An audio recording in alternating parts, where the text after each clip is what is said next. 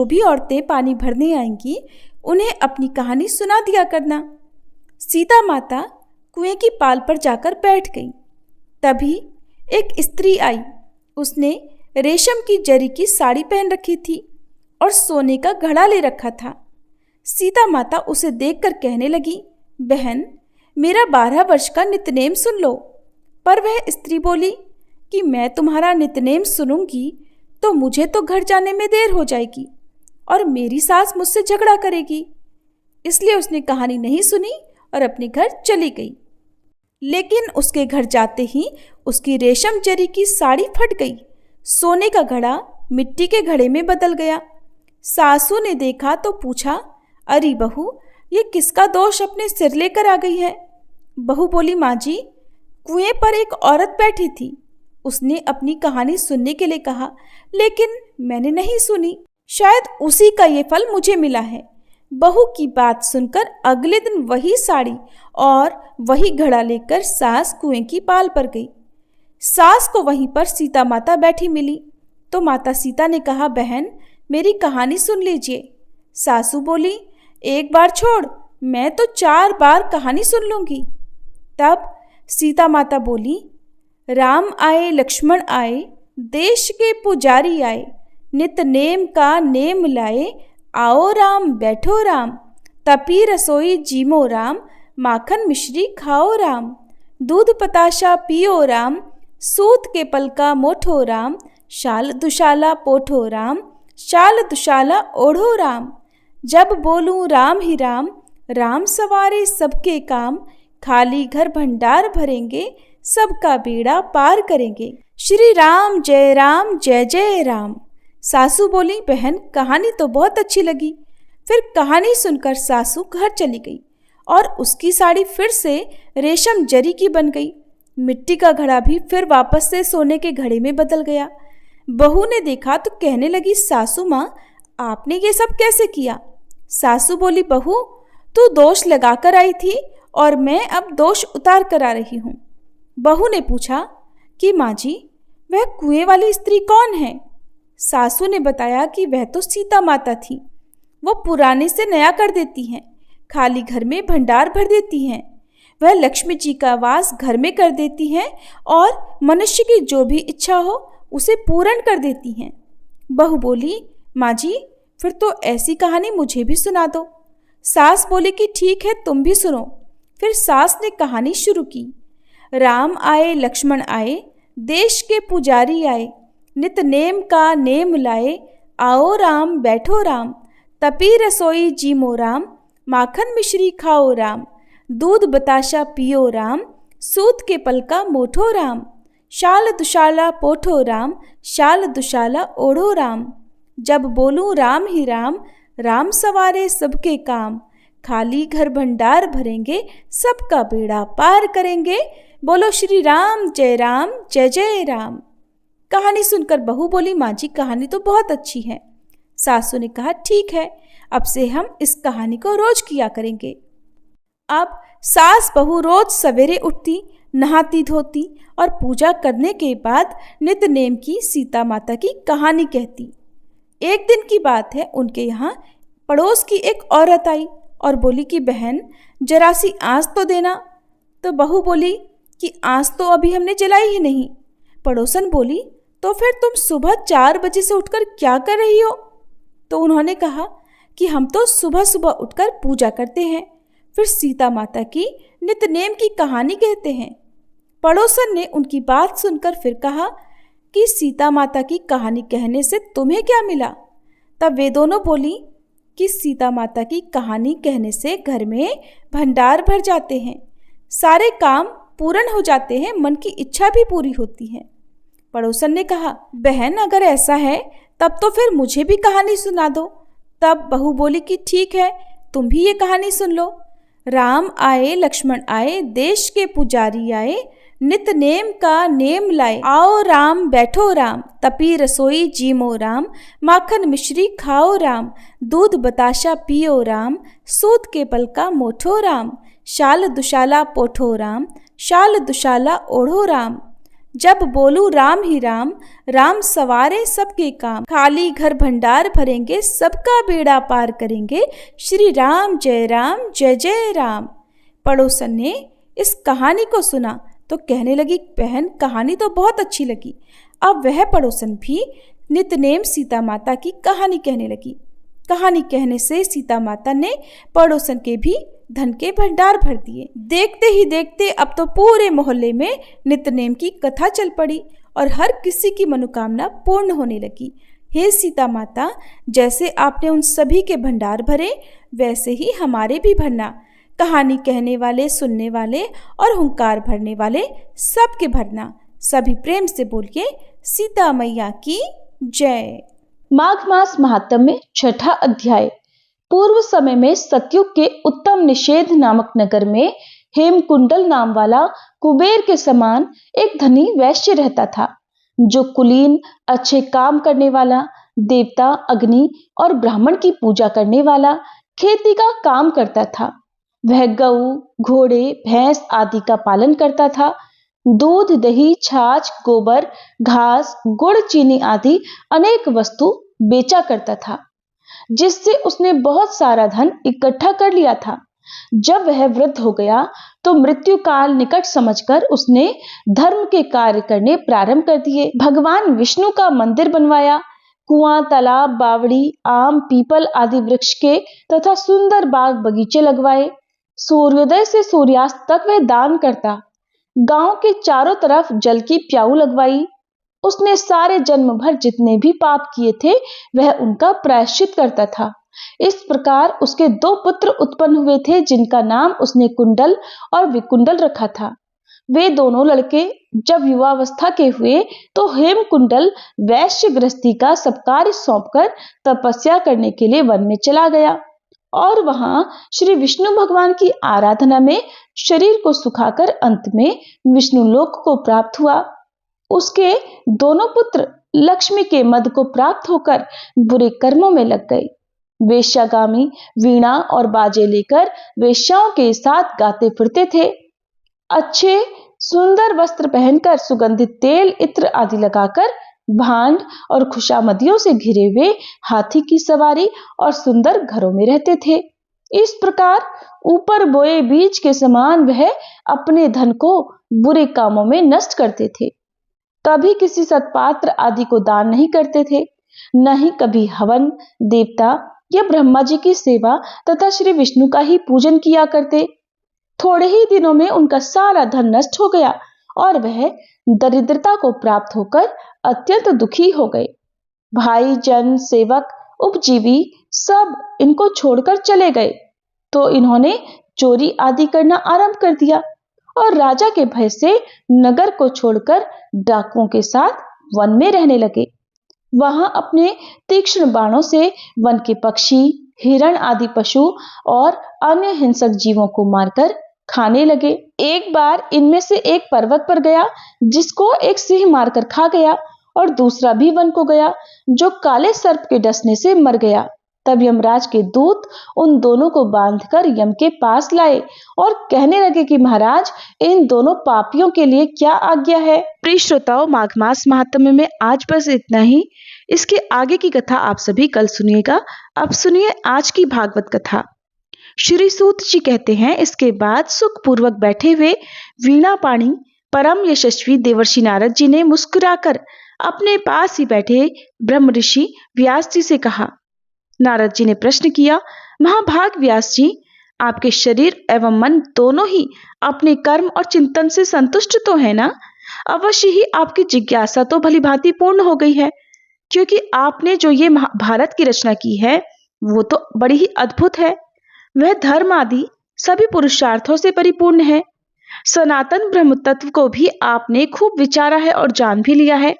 फिर भी आप प्रभु, आप अकृतार्थ पुरुष के समान अपने विषय में शोक क्यों कर रहे हैं? इतने व्याकुल क्यों हैं? तब व्यास जी ने कहा, देवर्षि, आपने मेरे विषय में जो कुछ कहा है वो सब ठीक ही है। वैसा होने पर भी मेरा हृदय संतुष्ट नहीं है।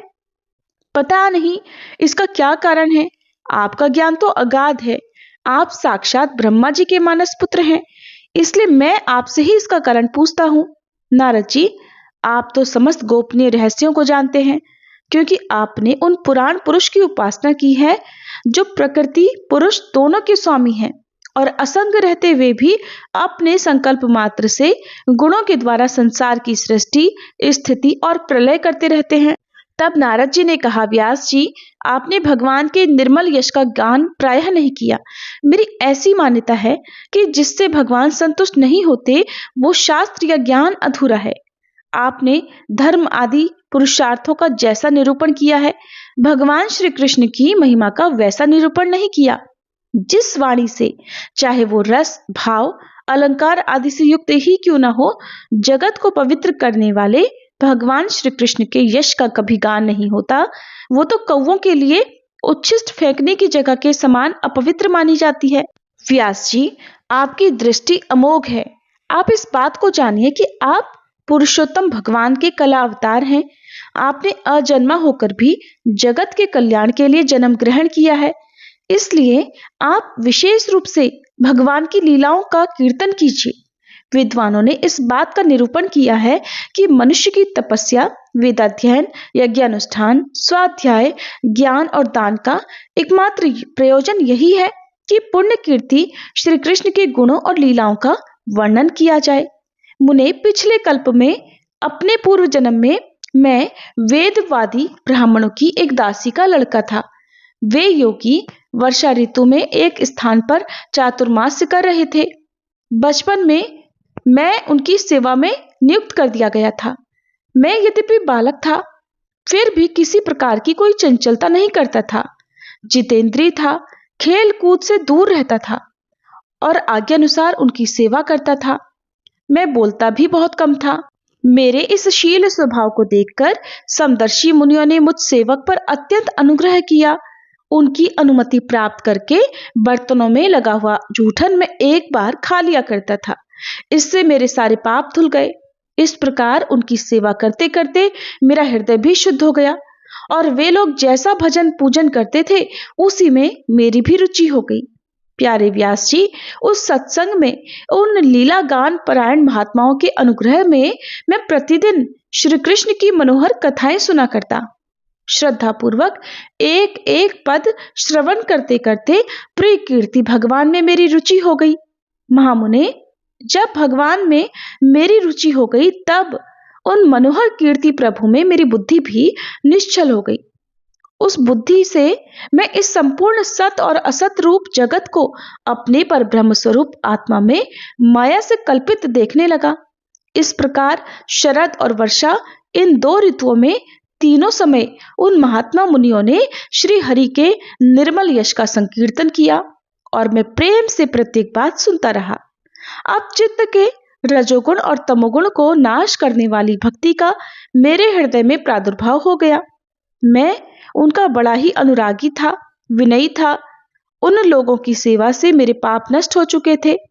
मेरे हृदय में श्रद्धा थी, इंद्रियों में संयम था और शरीर, वाणी और मन से मैं उनका आज्ञाकारी था।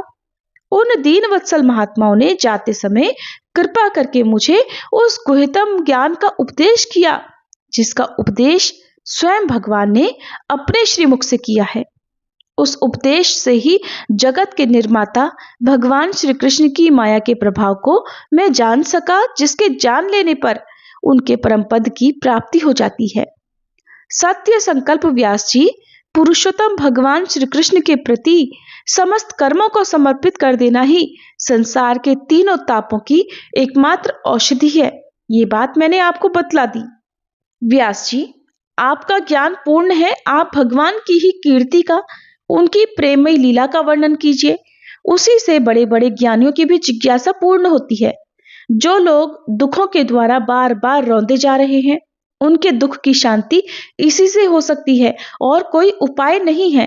श्री सूत जी कहते हैं, शौनक जी, देवर्षि नारद जी के जन्म और साधना की बात सुनकर सत्यवती नंदन भगवान श्री व्यास जी ने उनसे फिर ये प्रश्न किया कि नारद जी, जब आपको ज्ञानोपदेश करने वाले महात्मागण चले गए तब फिर आपने क्या किया? उस समय तो आपकी अवस्था बहुत छोटी थी। स्वयंभू, आपकी शेष आयु फिर किस प्रकार व्यतीत हुई? और मृत्यु के समय आपने किस विधि से अपने शरीर का परित्याग किया? देवर्षे, काल तो सभी वस्तुओं को नष्ट कर देता है। उसने आपकी इस पूर्व कल्प की स्मृति का कैसे नाश नहीं किया? आपको सब कुछ कैसे याद है? श्री नारद जी ने तब कहा कि मुझे ज्ञानोपदेश करने वाले महात्मा गण जब चले गए तब मैंने इस प्रकार अपना जीवन बिताया। यद्यपि उस समय मैं बहुत कम आयु का था, मेरी उम्र बहुत कम थी, मैं अपनी माँ का इकलौता लड़का भी था। एक तो वह स्त्री थी, दूसरे मूढ़ और तीसरे दासी थी। मेरा भी उसके सिवा और कोई सहारा नहीं था। उसने अपने को मेरे स्नेह पाश से जकड़ रखा था। वो मेरे योगक्षेम की चिंता तो बहुत करती थी, परंतु पराधीन होने के कारण कुछ कर नहीं पाती थी। जैसे कठपुतली नचाने वाले की इच्छा के अनुसार ही नाचा करती है, वैसे ही ये सारा संसार भी ईश्वर के अधीन है और मैं भी अपनी ही माँ के स्नेह बंधन में बंधकर उस ब्राह्मण बस्ती में ही रहा। मेरी अवस्था केवल 5 वर्ष की थी। मुझे दिशा, देश और काल के संबंध में कुछ भी ज्ञान नहीं था। एक दिन की बात है, मेरी माँ गाय धोने के लिए रात के समय घर से बाहर निकली। रास्ते में उसके पैर से कोई सांप छू गया। उसने उस बेचारी को डस लिया। अब उस सांप का क्या दोष? काल की ही ऐसी प्रेरणा थी। मैंने समझा भक्तों का मंगल चाहने वाले भगवान का ये भी एक अनुग्रह ही है। इसके बाद तो मैं उत्तर दिशा की तरफ चल पड़ा। उस ओर मार्ग में मुझे अनेकों धन धान्य से संपन्न देश, नगर, गांव, अहीरों की चलती फिरती बस्तियां, खाने, खेड़े, नदी और पर्वतों के तटवर्ती पड़ाव, वाटिकाएं, वन, उपवन और रंग बिरंगी धातुओं से युक्त विचित्र पर्वत दिखाई पड़े। कहीं कहीं जंगली वृक्ष थे जिनकी बड़ी बड़ी शाखाएं हाथियों ने तोड़ डाली थी। शीतल जल से भरे हुए जलाशय थे जिसमें देवताओं के काम में आने वाले कमल थे। उन पर पक्षी तरह तरह की बोली बोल रहे थे और भौरे मंडरा रहे थे। ये सब देखता हुआ मैं आगे बढ़ा। मैं अकेला ही था। इतना लंबा मार्ग तय करने में मैंने एक घोर जंगल देखा। उसमें नरकट, बांस, सेंठा, कुश, कीचक आदि खड़े थे। उसकी लंबाई चौड़ाई भी बहुत थी और वो सांप, उल्लू, सियार आदि भयंकर जीवों का घर हो रहा था। देखने में बड़ा डरावना लगता था। चलते चलते मेरा शरीर और इंद्रियां शिथिल हो गई, थक गई। फिर मुझे बड़े जोर की प्यास लगी और भूखा तो मैं था ही। वहां पर एक नदी मिली। उसके कुंड में मैंने स्नान, जलपान और आचमन किया, जिससे मेरी थकावट दूर हो गई। उस विजन वन में एक पीपल के नीचे आसन लगाकर मैं बैठ गया। उन महात्माओं ने जैसा मैंने सुना था, हृदय में रहने वाले परमात्मा के उसी स्वरूप का मन ही मन ध्यान किया। भक्ति भाव से वशीकृत चित्त द्वारा भगवान के चरण कमलों का ध्यान करते ही भगवत प्राप्ति की उत्कट लालसा से मेरे नेत्रों में आंसू छलछला आए और हृदय में धीरे धीरे भगवान प्रकट हो गए। व्यास जी, उस समय प्रेम भाव के अत्यंत उद्वेग से मेरा रोम रोम पुलकित हो गया। हृदय अत्यंत शांत और शीतल हो गया। उस आनंद की बाढ़ में मैं ऐसा डूब गया कि मुझे अपना और ध्येय वस्तु का बिल्कुल भी भान नहीं रहा। भगवान का वह अनिर्वचनीय रूप समस्त शोकों का नाश करने वाला और मन के लिए अत्यंत लुभावना था। सहसा उसे न देख पाने पर मैं अचानक विकल हो गया और अनमना सा होकर आसन से उठ खड़ा हुआ।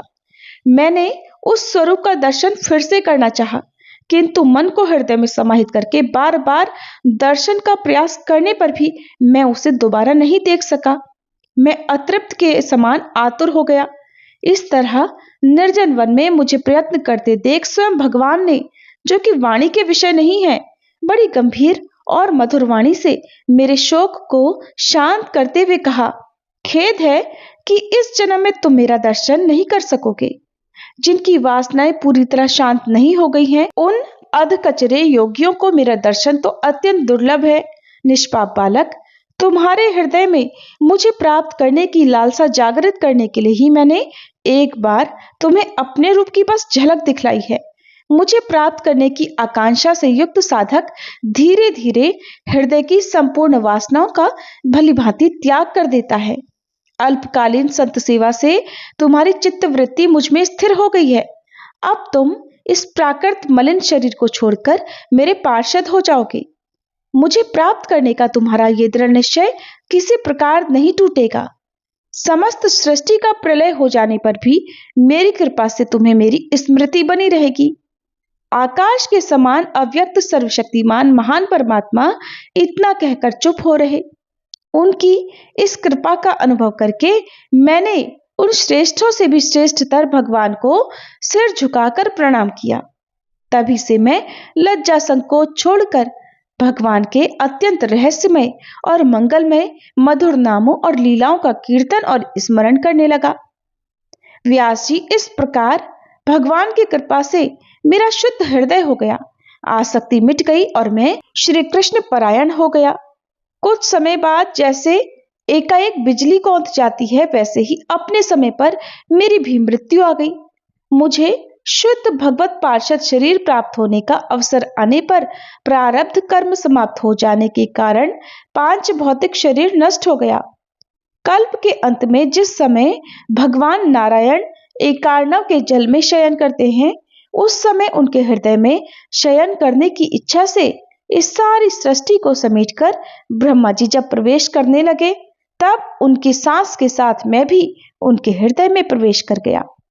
1 सहस्त्र चतुर्युगी बीत जाने पर जब ब्रह्मा जी जगे और उन्होंने सृष्टि करने की इच्छा की, तब उनकी इंद्रियों से मरीचि आदि ऋषियों के साथ मैं भी प्रकट हो गया और तभी से मैं भगवान की कृपा से वैकुंठ आदि में और तीनों लोकों में बाहर और भीतर बिना रोक टोक विचरण किया करता हूँ। मेरे जीवन का व्रत भगवत जन अखंड रूप से चलता रहता है। व्यास जी, आप निष्पाप हैं। आपने मुझसे जो कुछ पूछा था वह सब अपने जन्म और साधना का रहस्य तथा आपकी आत्म संतुष्टि का उपाय मैंने बतला दिया। श्री सूत जी कहते हैं, शौनक आदि ऋषियों, देवर्षि नारद ने व्यास जी से इस प्रकार कहकर जाने की अनुमति ली और वीणा बजाते हुए स्वच्छंद विचरण करने के लिए वे चल पड़े। आहा, ये देवर्षि नारद धन्य हैं, क्योंकि ये शारंगपाणि भगवान की कीर्ति को अपनी वीणा पर गा गाकर स्वयं तो आनंद मगन होते ही हैं, साथ ही स्त्री ताप्त जगत को भी आनंदित करते रहते हैं। श्री शौनक जी ने पूछा, सूत जी, सर्वज्ञ और सर्वशक्तिमान व्यास भगवान ने नारद जी का अभिप्राय सुन लिया, फिर उनके चले जाने पर उन्होंने क्या किया?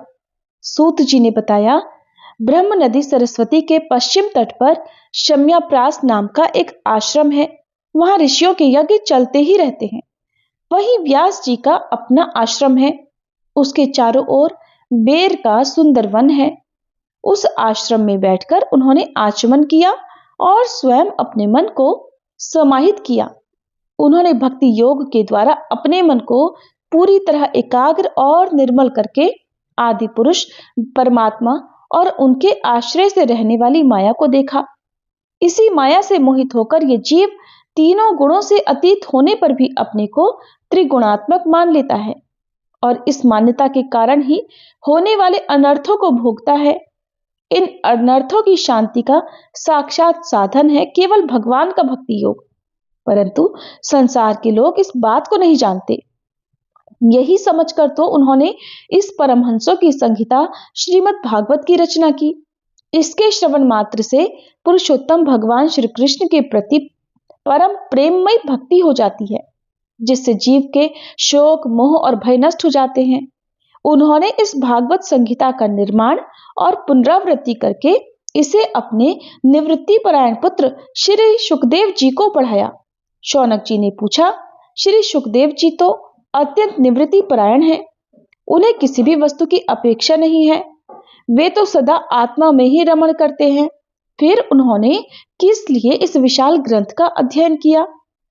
श्री सूत जी ने कहा कि जो लोग ज्ञानी हैं, जिनकी अविद्या की गांठ खुल गई है और जो सदा आत्मा में ही रमण करने वाले हैं, वे भी भगवान की हेतु रहित भक्ति किया करते हैं, क्योंकि भगवान के गुण ही ऐसे मधुर हैं जो सबको अपनी ओर खींच लेते हैं। फिर श्री सुखदेव जी तो भगवान के भक्तों के अत्यंत प्रिय और स्वयं भगवान वेदव्यास के पुत्र हैं।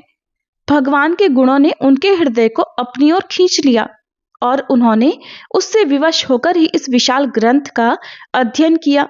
शौनक जी, अब मैं राजर्षि परीक्षित के जन्म, कर्म और मोक्ष की और पांडवों के स्वर्गारोहण की कथा कहता हूँ, क्योंकि इन्हीं से भगवान श्री कृष्ण की अनेकों कथाओं का उदय होता है। जिस समय महाभारत युद्ध में